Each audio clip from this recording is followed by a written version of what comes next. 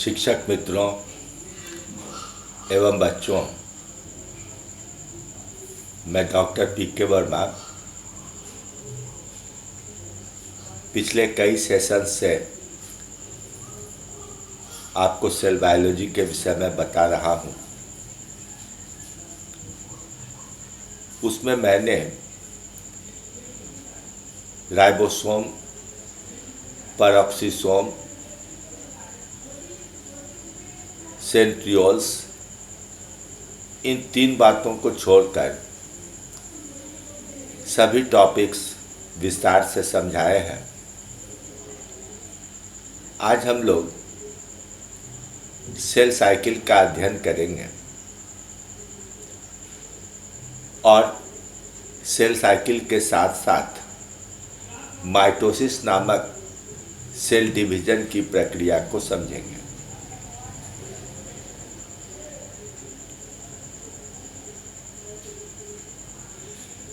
Cell cycle का सामान्य अर्थ होता है सेल का जीवन चक्र, अर्थात डॉटर सेल्स के निर्माण के बाद उसकी वृद्धि, उसका विकास, उसकी सामान्य क्रियाएं, फिर अगले विभाजन के लिए खुद को तैयार करना और विभाजन करना, इन सारी प्रक्रियाओं को मिला दें तो यह सेल का जीवन चक्र या सेल साइकिल होगा। अब सेल डिवीजन तो बहुत तरीके से होता है। प्रोकैरियोट में और प्रोटिस्टा में बाइनरी फिजन भी होता है, माइटोसिस और मायोसिस भी होता है। लेकिन सेल साइकिल नाम का प्रयोग हम लोग सिर्फ यूकैरियोट में माइटोसिस से होने वाले डिवीजन के लिए प्रयोग में लाते हैं। ऐसा क्यों करते हैं? तो जब माइटोसिस के द्वारा सेल डिवीजन होता है तो एक ही जैसी घटनाएं बार बार घटित होती हैं।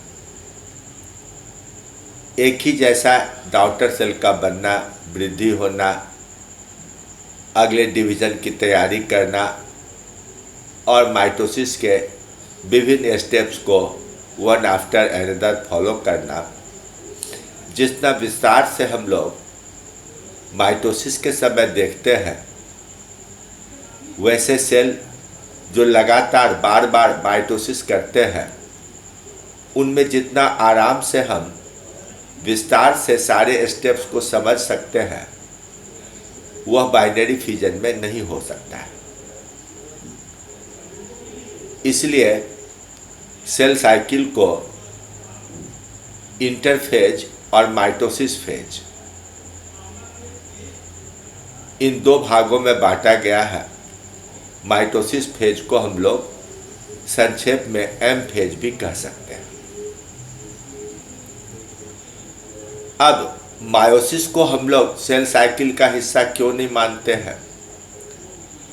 तो मायोसिस किसी भी एक सेल लाइन पर, जो जर्म सेल का लाइन है, उसमें सिर्फ एक ही बार हो सकता है। अगर किसी सेल में क्रोमोसोम की संख्या 2n है तो मायोसिस 2 लगातार डिवीजन के बाद होता है, तो 2n से 4 हैप्लॉइड सेल्स बनते हैं। अब एक बार जब हैप्लॉइड सेल बन जाएगा तो उससे हाफ प्लॉइडी नहीं हो सकता है। 1n का आधा n/2n नहीं हो सकता है।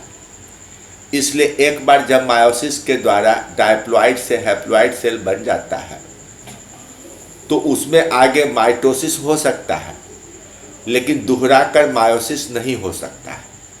इसलिए मायोसिस की कोई भी घटना जो दोहराई नहीं जा सकती है, सेल साइकिल का निर्माण नहीं कर सकती है। तो सेल साइकिल प्रोकैरियोट में नहीं होता है, क्योंकि उसमें न तो निश्चित प्रकार का न्यूक्लियस होता है और न तो निश्चित प्रकार का क्रोमोसोम होता है। बाइनरी फिजन में भी धागे जैसे क्रोमोसोम नहीं दिखते हैं, उसके बदले थक्के की तरह जमे हुए क्रोमेटिन ग्रेन्यूल्स पाए जाते हैं। तो उनमें माइटोसिस की तरह के विभिन्न घटनाओं का अध्ययन करना असंभव है। तो हम लोग इन दोनों ही स्थिति में, चाहे वो प्रोकैरियोट का बाइनरी फिजन हो या प्रोटिस्टा में बाइनरी फिजन हो, उसमें सेल साइकिल का अध्ययन नहीं करते हैं। अब ये इंटरफेज क्या है? तो पहले लोग इसे रेस्टिंग फेज कहते थे। जैसे ही टेलोफेज समाप्त होता है और दो डॉटर सेल्स बनने लगते हैं,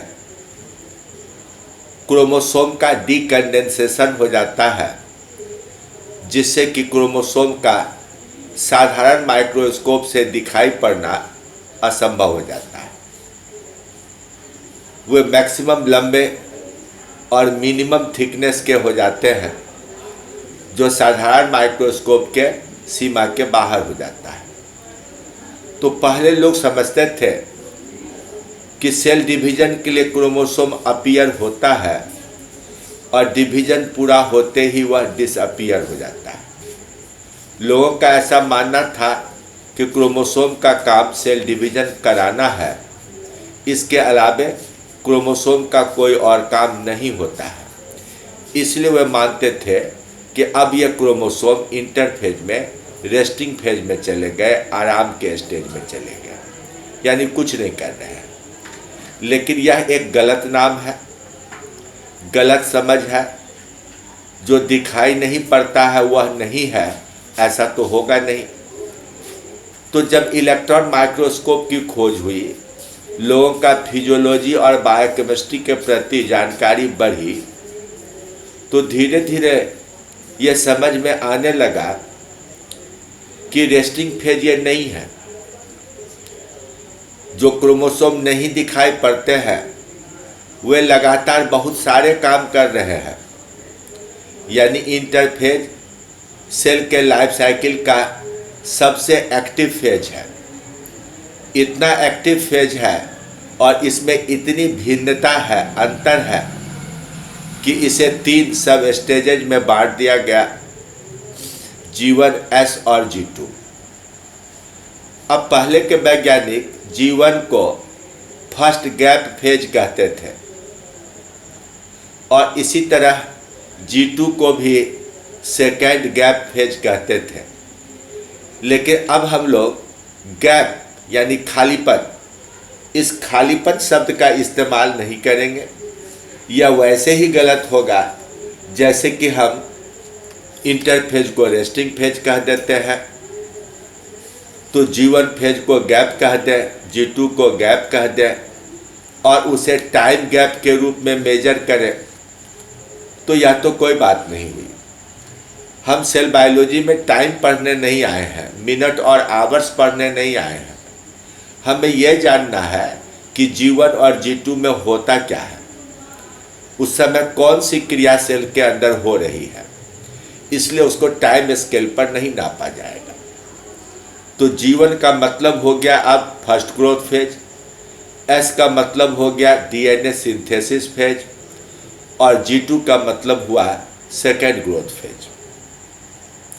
तो एक एक करके हम लोग देखें कि इन तीनों ही स्टेजेज में, इंटरफेज में क्या क्या होता है। यह सेल साइकिल का एक डायग्राम बनाया गया। इसमें सेल का पूरा लाइफ साइकिल दिखलाया गया। यहाँ पर डॉटर सेल का निर्माण हुआ। डॉटर सेल इंटरफेज के G1 फेज में आए, फिर S में जाएंगे, फिर G2 में जाएंगे। तो G1 में मैंने क्या लिखा कि cellular contents excluding the chromosomes are duplicated. Cell के अंदर पाई जाने वाली सभी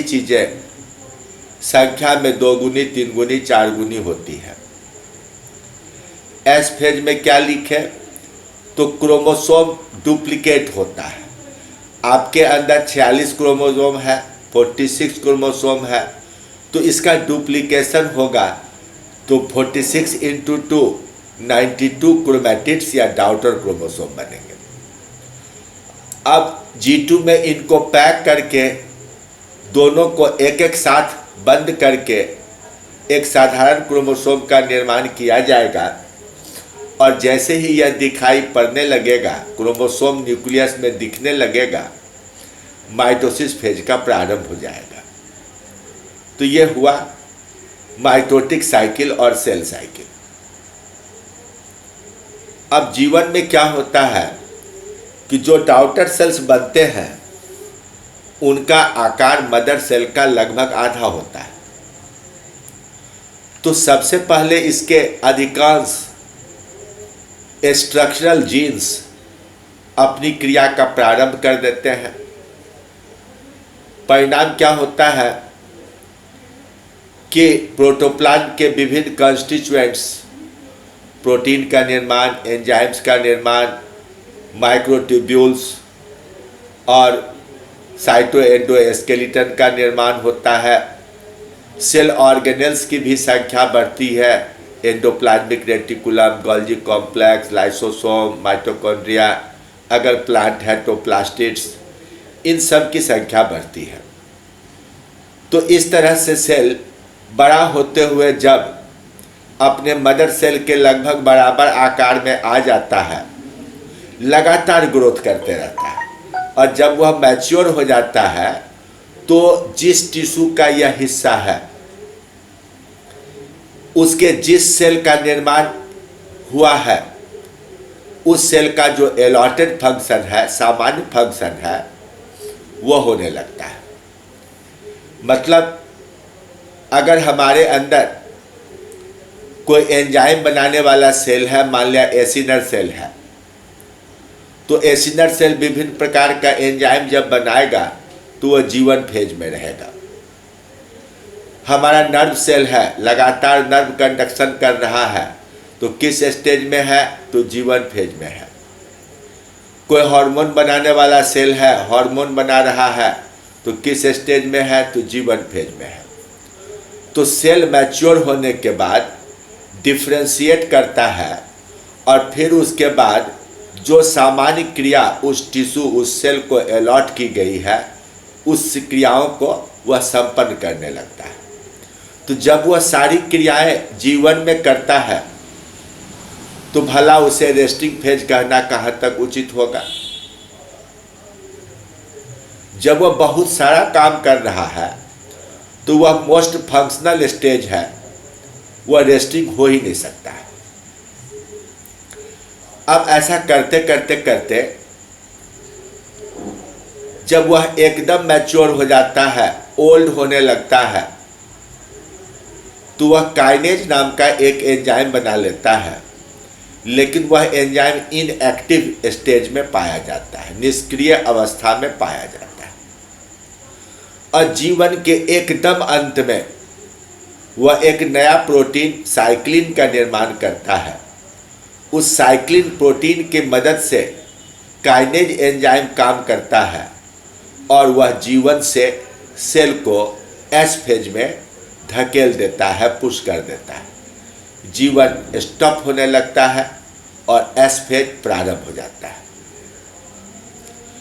अब जीवन फेज जो है वह सेल साइकिल का सबसे वेरिएबल फेज है। अगर किसी एनिमल के दो सेल की तुलना करें, कोई 30 घंटे में डिवाइड करता है तो कोई 60 घंटे में, तो 30 घंटे का यह फर्क कहाँ है, तो कहेंगे यह फर्क मुख्य रूप से जीवन की लंबाई में है। पहले के जीवन छोटा है और दूसरे का जीवन 30 घंटा लंबा है। इसको दूसरे तरीके से हम समझें कि जब किसी जायगोट में क्लीवेज शुरू होता है तो लगातार जल्दी जल्दी सेल डिवीजन होने लगता है, तो डॉटर सेल को ग्रोथ करने का, डेवलप करने का मौका ही नहीं मिलता है। तो जीवन फेज लगभग एब्सेंट माना जाता है। और साइटोकाइनेसिस के बाद, सेल डिवीजन के बाद वह मिनट्स के अंदर जीवन को टपते हुए एस फेज में चला जाता है। लेकिन वहीं दूसरी ओर हमारे नर्व सेल्स में डिवीजन नहीं होता है। एक ही नर्व सेल जो बचपन में हमारे अंदर आया था, हमारे बुढ़ापा तक वह काम करते रहता है। भले उसमें पुराना होने पर कुछ सेल मरते जाएं, कुछ फंक्शन लॉस होते जाए, जो ओल्ड एज की पहचान है। आँख कमज़ोर हो जाता है, बॉडी का बैलेंस घटने लगता है, मेमोरी घटने लगता है। तो क्यों? तो ये पुराने नर्व सेल्स अपना फंक्शन लूज करते जाते हैं, डेड होते जाते हैं, लेकिन डिवाइड करके इनका रिप्लेसमेंट, रिपेयरिंग नहीं हो पाता है। तो इस तरह से जीवन सेल के लाइफ का सबसे ज़्यादा वेरिएबल स्टेज माना गया। अब जीवन में जो क्रोमोसोम होता है वह एक ही क्रोमैटिड का बना होता है। अब प्रत्येक क्रोमैटिड में एक ही मॉलिक्यूल डीएनए का होता है। इसलिए अगर सेल में क्रोमोसोम की संख्या 2n हो तो डीएनए की मात्रा कितनी होगी? तो 2c। डीएनए की मात्रा को सी वैल्यू कहा जाता है। अब कभी कभी सेल अपने फिजियोलॉजी में परिवर्तन करता है, वह निष्क्रिय अवस्था में चला जाता है। हमारे लिम्फोसाइट में कुछ मेमोरी सेल बनते हैं, वे निष्क्रिय अवस्था में चले जाते हैं, स्लीपिंग मोड में चले जाते हैं। तो उसको कहते हैं जीरो फेज। वह सेल साइकिल से विड्रॉ हो गया, अलग हो गया। अगर हम किसी सेल को फ्रीज कर देते हैं या सेल अपने आप ही स्पोर के स्टेज में चला जाता है, सिस्ट के स्टेज में चला जाता है, तो उसका मेटाबॉलिज्म रुक जाता है। तो उसको बोलते हैं G0 या GO फेज। अब जब फेवरेबल कंडीशन आएगा तो जिस जगह से वह अपना काम करना बंद किया था, साइकिल से बाहर हो गया था, वहीं से फिर उसकी क्रिया का प्रारंभ होगा, वहीं से वह सेल साइकिल में दोबारा एंटर करेगा। तो जीओ सेल साइकिल के अंदर नहीं, सेल साइकिल के बाहर का हिस्सा हुआ। जीवन में ही जब सेल अपना फंक्शन रोक देता है तो जीओ कहलाता है, और फिर जब वह फंक्शन शुरू करता है तो जीवन के उसी स्टेज से फिर आगे की क्रिया प्रारंभ करता है।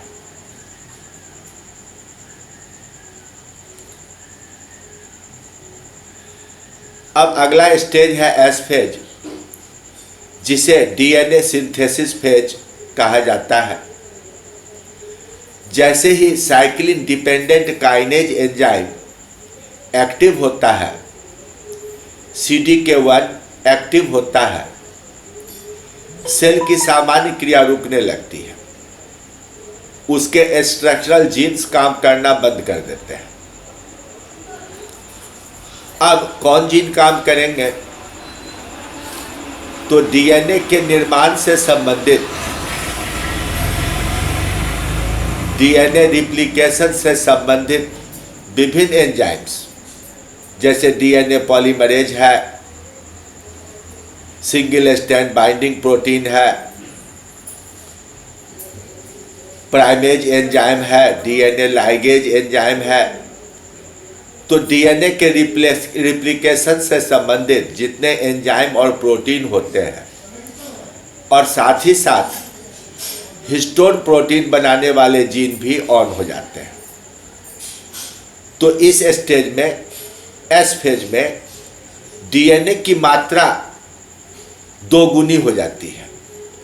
तो 2n अगर डीएनए की मात्रा थी तो इसे 4n 4n हो जाना चाहिए। लेकिन डीएनए रिप्लिकेशन डीएनए की पूरी लंबाई में एस फेज के समय नहीं हो पाता है। प्रत्येक क्रोमोसोम में एक बहुत ही टाइटली पैक्ड रीजन है। पहले न्यूक्लियस के साथ मैंने इसकी चर्चा की है, इसको सेंट्रोमियर कहा जाता है। तो सेंट्रोमियर पर डीएनए इतना टाइटली पैक्ड होता है कि वहाँ रिप्लिकेशन नहीं हो पाता है। तो थोड़ा सा डबलिंग होने से थोड़ा सा कम रह जाता है, यानी 2C डीएनए से 4C माइनस डेल्टा डीएनए का निर्माण होता है। यह माइनस डेल्टा क्यों हुआ? तो सेंट्रोमेरिक डीएनए का रिप्लिकेशन नहीं हो पाया।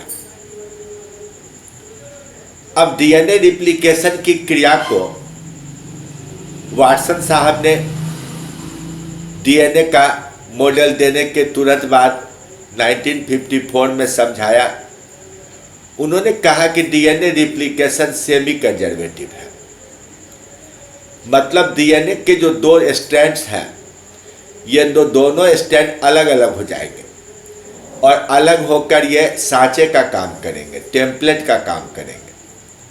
और प्रत्येक पर उनका कॉम्प्लीमेंट्री बनेगा। तो जैसे पहले 2 धागे थे, ए का कॉम्प्लीमेंट्री बी था, बी का कॉम्प्लीमेंट्री ए था, वैसे ही ए पर उसका कॉम्प्लीमेंट्री बी जैसा बनेगा और बी पर उसका कॉम्प्लीमेंट्री ए जैसा बनेगा। इस तरह से सेमी कंजर्वेटिव रिप्लिकेशन होता है। यहाँ डायग्राम में दिखलाया गया कि ये डीएनए का डबल स्ट्रैंड है, ये यहाँ अलग होना शुरू हुआ। जहाँ ये अलग होना शुरू हुआ वहाँ इस पर कॉम्प्लीमेंट्री धागे का निर्माण विपरीत दिशा से ऐसे होना शुरू हो गया। धीरे धीरे यह क्रिया आगे बढ़ते चली गई और अंत में लंबे लंबे 2 डॉटर डीएनए का निर्माण हुआ, जिसमें एक धागा पुराना यानी सांचे वाला धागा, टेम्पलेट वाला धागा, और एक धागा नया यानी डॉटर स्ट्रैंड बन जाएगा। तो इस तरह से जब डीएनए का सेमी कंजर्वेटिव रिप्लिकेशन होता है तो एक क्रोमोसोम से जो 2 क्रोमोसोम की कॉपी बनेगी वह एक दूसरे का डिट्टो कॉपी होता है, 100% एक समान होता है, किसी भी तरह का एरर नहीं हो, इसके विभिन्न इंतजाम डीएनए रिप्लिकेशन के समय में किए गए हैं। तो इस प्रकार से हर एक क्रोमोसोम अंदर ही अंदर 2 डीएनए बनाकर 2 क्रोमैटिड का निर्माण करता है और जैसे ही रिप्लिकेशन पूरा होता है एस फेज समाप्त हो जाता है और G2 फेज का प्रारंभ हो जाता है। अब G2 फेज में, जिसे हम सेकेंड ग्रोथ फेज कहेंगे, उसमें क्या होगा? तो डीएनए की मात्रा एस फेज में यहाँ डबल हुई है, तो G2 फेज में कितना होगा? तो 4C के लगभग बराबर। मैंने कहा 4C माइनस डेल्टा, यानी 4C से थोड़ा सा कम होगा।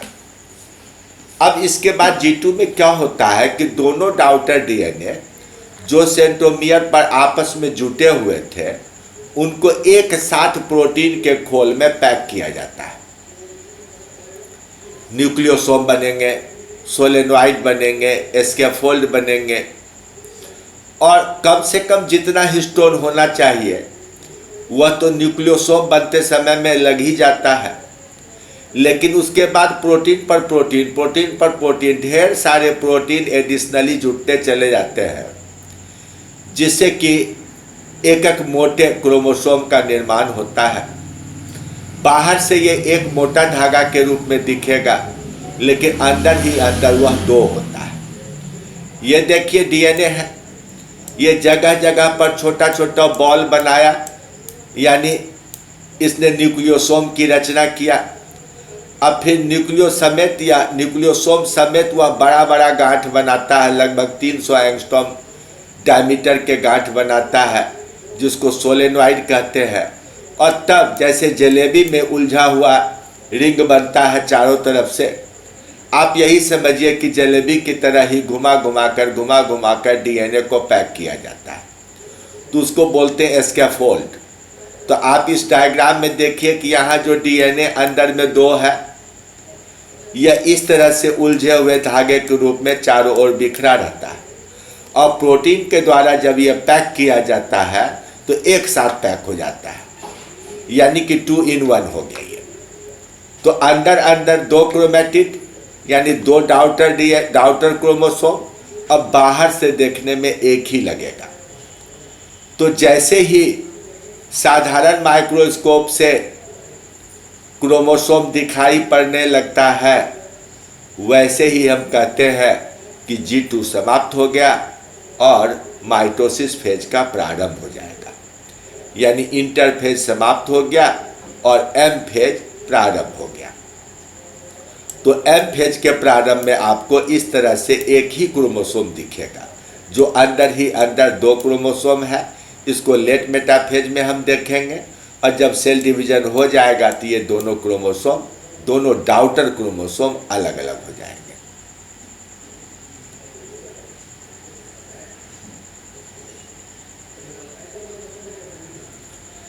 अब माइटोसिस क्या है?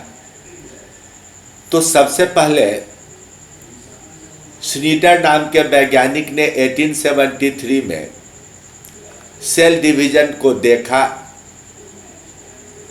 और उसे बताने की कोशिश किया।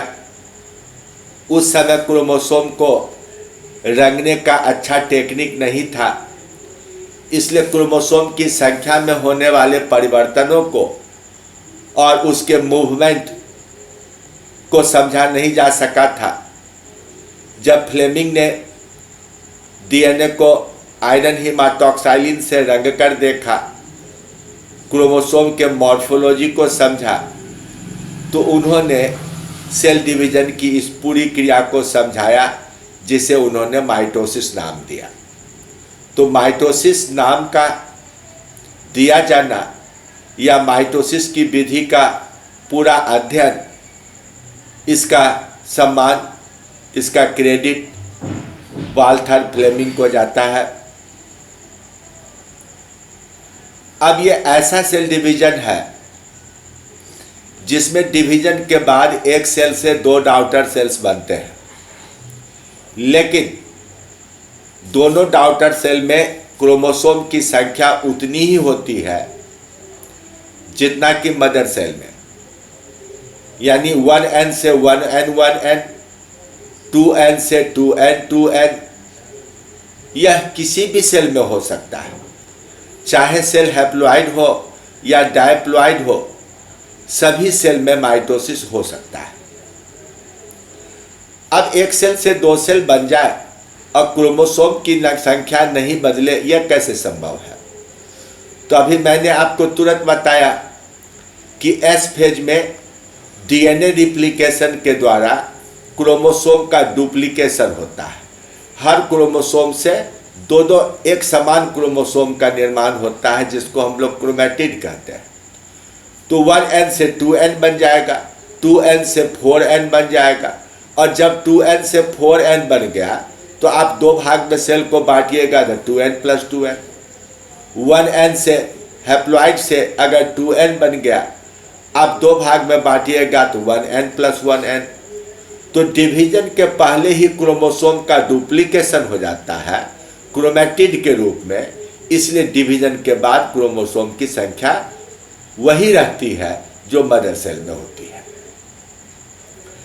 अब सेल साइकिल का मुश्किल से 30% पार्ट एम फेज का कहलाता है। हमारे लीवर के सेल में लगातार डिवीजन होता है, हमारे बोन मैरो के सेल में लगातार डिवीजन होता है, स्किन का जो बेसल एपिथेलियम है, मालपीजियल लेयर का सेल है, लगातार विभाजन होते रहता है। तो वह मुश्किल से 30% टाइम लेता है, जो एवरेज एक सामान्य सेल का माइटोसिस फेज का टाइमिंग है। अब जब हम सेल डिवीजन शब्द बोलते हैं तो उसका 2 हिस्सा है। एक है क्रोमोसोम या न्यूक्लियस का डिवीजन, यानी कैरियोकाइनेसिस, और दूसरा है सेल के साइटोप्लाज्म का 2 डाउटर सेल में विभाजन, यानी साइटोप्लाज्मिक डिवीजन या साइटोकाइनेसिस। तो पहले हम लोग न्यूक्लियर डिवीजन या कैरियोकाइनेसिस देखेंगे। तो कैरियोकाइनेसिस जिसमें कि न्यूक्लियस नहीं, क्रोमोसोम का विभाजन होगा, 2 ग्रुप में विभाजन होगा। इस क्रिया को प्रोफेज, प्रोमेटाफेज, मेटाफेज, एनाफेज और टेलोफेज, इन 5 भागों में बांटा गया है। अक्सर लोग प्रोमेटाफेज को अर्ली मेटाफेज के नाम से पढ़ते हैं। तो प्रोफेज, मेटाफेज, एनाफेज, टेलोफेज, ये 4 स्टेज बनेगा। यानी प्रोमेटाफेज अर्ली मेटाफेज का स्टेज है। अब यही देखिए डायग्राम में दिखलाया गया, ऐसे साइकिल चल रहा है।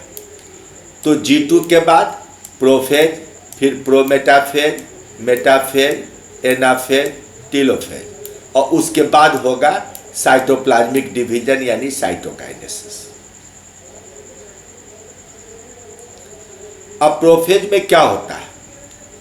तो सबसे पहले क्रोमोसोम एकदम पतले पतले धागे के रूप में दिखाई पड़ता है। इसका एक टाइमिंग कहना मुश्किल है, लेकिन वैज्ञानिकों का मानना है कि यहाँ पर भी दूसरे प्रकार का साइक्लिन डिपेंडेंट काइनेज आता है, जिसके कारण यह प्रोफेज प्रारंभ होता है। उसे CDK2 नाम दिया गया। अब मान लिया कोई एक आदमी 200 मैग्निफिकेशन पर सेल को देख रहा है और कोई 400 मैग्निफिकेशन पर। तो जो 400 मैग्निफिकेशन पर देख रहा है वह क्रोमोसोम को पहले देख लेगा और 200 वाला कुछ मिनट के बाद देखेगा। इसलिए एग्जैक्ट टाइमिंग कहना मुश्किल है, लेकिन जो प्रोसेस होंगे वह एकदम कॉमन होंगे, सभी लोग उसको समझ सकते हैं। तो इस स्टेज में जो न्यूक्लियस के अंदर पतले पतले धागे दिखाई पड़ते हैं, उनका कंडेंसेशन कंटिन्यू है। G2 फेज में भी कंडेंसेशन हो रहा था और वह प्रोफेज में भी हो रहा है और मेटाफेज तक होता चला जाएगा। तो कंडेंसेशन की प्रक्रिया S फेज के बाद शुरू हुई और मेटाफेज तक होती चली जाएगी। तो प्रोफेज के प्रारंभ में जो एकदम पतला धागा था वह धीरे धीरे लंबाई में छोटा होता चला जाएगा और मोटाई में बढ़ता चला जाएगा। तो ज़्यादा साफ दिखाई पड़ने लगेगा, खूब स्पष्ट दिखाई पड़ने लगेगा। और कम से कम एक न्यूक्लियोलस तो जरूर होता है हर एक न्यूक्लियस के अंदर। तो वह न्यूक्लियोलस जो पहले बड़ा सा बॉल की तरह दिखता है, उसका DNA सिमट कर अंदर चला जाता है, पैक होने लगता है। इसलिए न्यूक्लियोलस का आकार धीरे धीरे छोटा होने लगता है और आमतौर से मेटाफेज आते आते यह पूरी तरह से गायब हो जाता है। अब अगर यह एनिमल सेल है तो एनिमल सेल में न्यूक्लियस के बगल में एक सेंट्रोसोम होता है। वह सेंट्रोसोम 2 भाग में बंटकर सेंट्रियोल बना लेता है और यह सेंट्रियोल एक दूसरे के विपरीत 180 डिग्री पर मूव करते हैं और अपोजिट पोल की ओर चले जाते हैं। यह अपोजिट पोल अगर ऑब्लॉन्ग सेल हो, लंबा सेल हो, तो अपने लेंथ वाले एक्सिस पर होगा, बड़े एक्सिस पर होगा। अब धीरे धीरे न्यूक्लियर मेम्ब्रेन के डिजॉल्व होने की घटना घटती है। यह भी अपने आप में बड़ा महत्वपूर्ण तरीका है कैसे डिजॉल्व कर रहा है, उसको हम लोग प्रोमेटाफेज के रूप में देखें। तो सबसे पहले फॉस्फोराइलेज एंजाइम की मदद से न्यूक्लियर मेम्ब्रेन के नीचे अंदर के तरफ जो न्यूक्लियर लैमिना है उसके प्रोटीन डिजॉल्व करने लगते हैं और न्यूक्लियर मेम्ब्रेन टूट टूट कर छोटे छोटे वेसिकल में बदलने लगता है। इसी समय साइटोप्लाज्म के अंदर माइक्रोट्यूब्यूल्स का निर्माण शुरू हो जाता है। इसमें कई सारे माइक्रोट्यूब्यूल्स न्यूक्लियस के अंदर घुसते चले जाते हैं।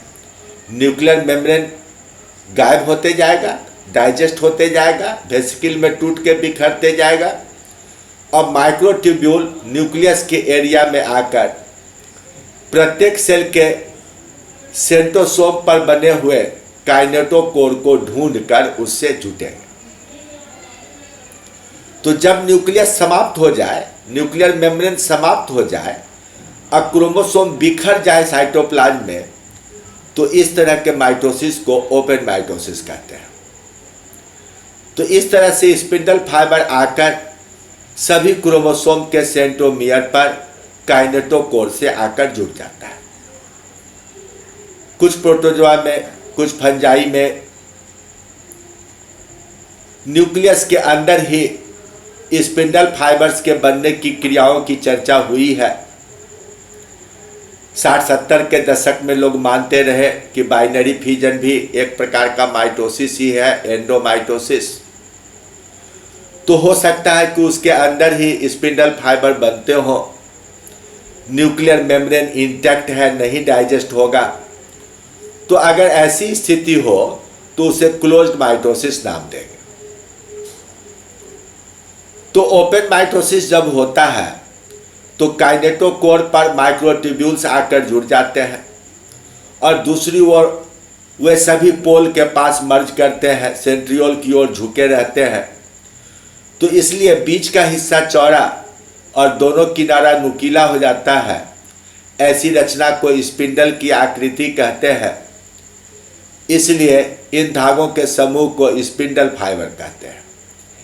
एक अकेला धागा अपने आप में माइक्रोट्यूब्यूल है, लेकिन सैकड़ों हजारों की संख्या में जो माइक्रोट्यूब्यूल्स हैं वे मिलकर स्पिंडल का आकार देते हैं। इसलिए इनको स्पिंडल फाइबर्स कहा जाता है।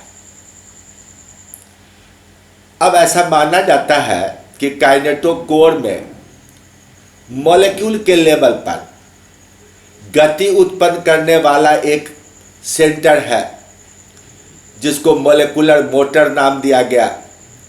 इसी मॉलिक्यूलर मोटर के कारण स्पिंडल फाइबर कॉन्ट्रैक्ट करते हैं और क्रोमोसोम के दोनों डॉटर कॉपीज को यानी क्रोमैटिड्स को अलग अलग कर सकते हैं। दोनों तरफ से खिंचाव के कारण, बराबर बराबर खिंचाव के कारण ये सारे के सारे क्रोमोसोम दोनों पोल के बीचों बीच आकर सज जाते हैं, यानी लगभग इक्वेटर पर आकर के वे सज जाते हैं। तो जैसे ही वे इक्वेटर पर आते हैं हम कहते हैं अब ये मेटाफेज है। मेटाफेज आने के बाद क्रोमोसोम आपको सबसे ज्यादा गाढ़ा रंगाने वाला दिखाई पड़ेगा। कंडेंसेशन हाईएस्ट लेवल का मेटाफेज में मिलता है। आप सेंट्रोमियर्स को भी पहचान सकते हैं और अगर एक अच्छे क्वालिटी के स्टेन का यूज किया जाए, जिप्सा जैसे रंगों का प्रयोग किया जाए, तो क्रोमोसोम पर बने हुए डार्क और लाइट बैंड साफ साफ दिखाई पड़ते हैं। अब धीरे धीरे वह कॉमन प्रोटीन कोड जिसने दोनों डॉटर क्रोमोसोम को एक साथ पैक कर लिया था,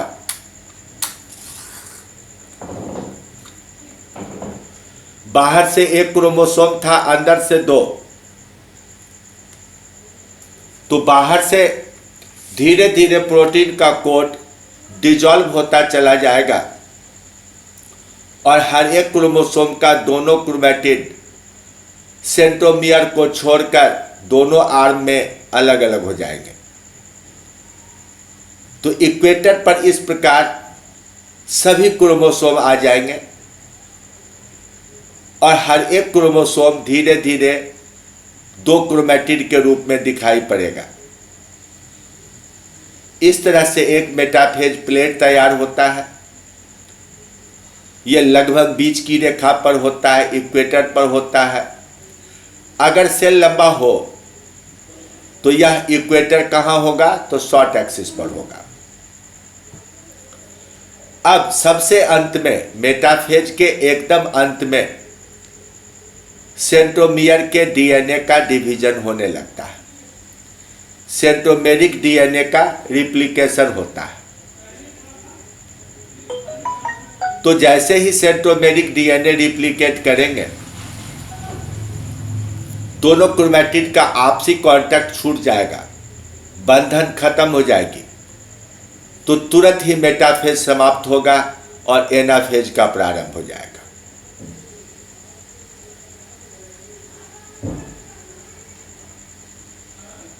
ये देखिए न्यूक्लियर मेम्ब्रेन के अंदर क्रोमोसोम दिखलाया गया है पहले डायग्राम में। दूसरे डायग्राम में न्यूक्लियर मेम्ब्रेन थोड़ा थोड़ा डिजोल्व हो रहा है। इस समय दो क्रोमैटिड का स्टेज नहीं होता है, ये डायग्राम में सिर्फ है। ये दोनों के दोनों अंदर में एक साथ पैक रहते हैं। चारों क्रोमोसोम धागा नुमा ही लगेंगे, दो भागों में बटे हुए नहीं लगेंगे। अब ये सब जब मेटाफेज पर चले आए, एक लाइन पर चले आए, तब उसके बाद क्रोमैटिड सेपरेशन होता है। तो आप देख रहे हैं कि चारों क्रोमोसोम को दोनों पोल की ओर से एक एक स्पिंडल फाइबर के द्वारा जोड़ा गया है, यानी सेंट्रोमियर पर दो तरफा ऊपर पोल और नीचे पोल दोनों ओर से स्पिंडल फाइबर पकड़ के खींच रहे हैं। तो जैसे ही यहाँ पर सेंट्रोमियर के डीएनए का डिवीजन होगा, प्रत्येक क्रोमोसोम के दोनों क्रोमैटिड अपोजिट पोल की ओर मूव कर जाएंगे और इसी को कहेंगे हम लोग एनाफेज। तो मेटाफेज के अंत में जब सेंट्रोमेरिक डीएनए डिवाइड कर जाता है तो 2n क्रोमोसोम से 4n क्रोमैटिड बन जाते हैं।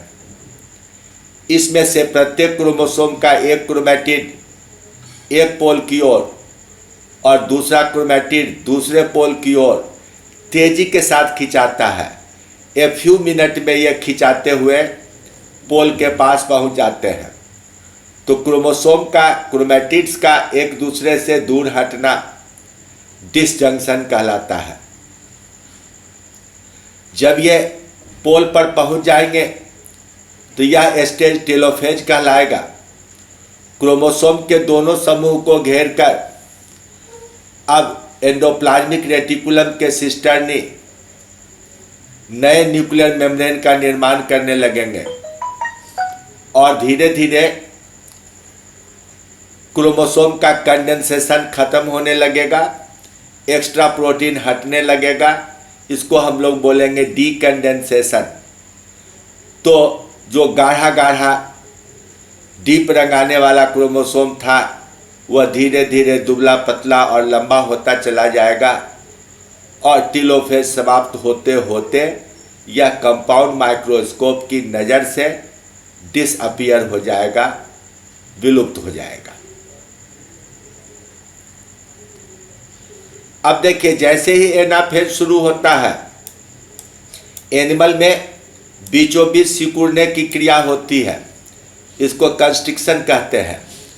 प्लाज्मा मेम्ब्रेन के नीचे कुछ सिकुड़ने वाले प्रोटीन, एक्टोमायोसिन प्रकार के प्रोटीन बनने लगते हैं, बनते जाते हैं, सिकुड़ते जाते हैं, जिससे बीच से यह दबते दबते डंबल के आकृति ले लेता है और यह तब तक सिकुड़ता रहता है जब तक कि ये दो सेल अलग अलग ना हो जाए। तो साइटोप्लाज्मिक डिवीजन को बोले साइटोकाइनेसिस, और एनिमल सेल्स में यह साइटोकाइनेसिस इक्वेटर पर कंस्ट्रिक्शन के कारण उत्पन्न होता है और अंत में जब तक टेलोफेज समाप्त होता है ये दोनों सेल टूटकर अलग अलग हो जाते हैं, यानी दो आधे आधे वॉल्यूम के डाउटर सेल्स का निर्माण हो जाता है। इस तरह से आप देखिए कि यह कंस्ट्रिक्शन डीपर हुआ और डीप होते होते होते ये दोनों सेल एक दूसरे से अलग हो गए।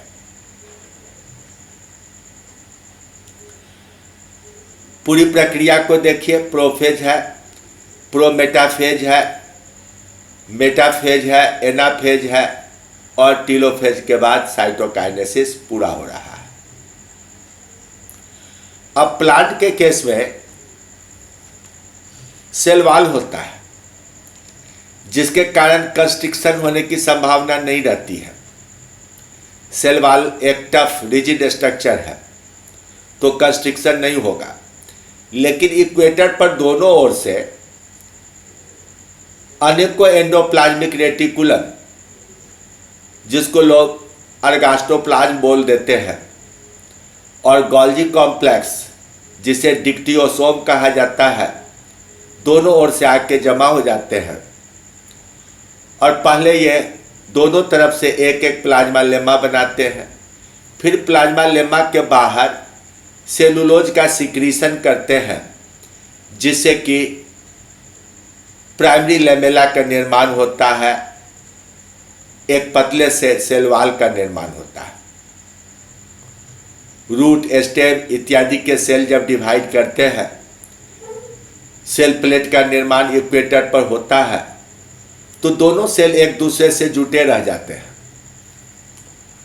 लेकिन दोनों की लंबाई बढ़ जाती है। कैम्बियम अगर है तो चौड़ाई बढ़ जाएगी, यानी कि पूरा का पूरा स्टेम या रूट मोटा होने लगेगा। लेकिन जब माइक्रोस्पोर या मेगा स्पोर बनता है तो दोनों नए बनने वाले सेल वॉल के बीच का पुराना वाला हिस्सा डाइजेस्ट हो जाता है, गल जाता है, तब ये दोनों सेल एक दूसरे से अलग हो जाते हैं। यहाँ ओनियन रूट टिप में आपको दिखलाया गया है, स्पष्ट रूप से एनाफेज स्टेज आप देख रहे हैं, दो अगल बगल के सेल में दिख रहा है। ये सभी स्टेज आप देख रहे हैं, प्रोफेज है, मेटाफेज है, एनाफेज है, टीलोफेज है, और यहाँ दो सेल्स दिख रहे हैं आपको। इस डायग्राम में आप देख रहे हैं कि ये इक्वेटर था, यहाँ पर ये बीचों बीच इक्वेटर है, और इस इक्वेटर पर देखिए लाइन बन रहा है, यानी सेल वॉल डिपॉजिट हो रहा है, सेल डिवीजन होने वाला है। इसी को हम फोकस करके हाईली मैग्नीफाई करते हैं। ये भी ओनियन रूट टिप का प्रोफेज स्टेज है, मेटाफेज स्टेज है, एनाफेज स्टेज है, टेलोफेज स्टेज है।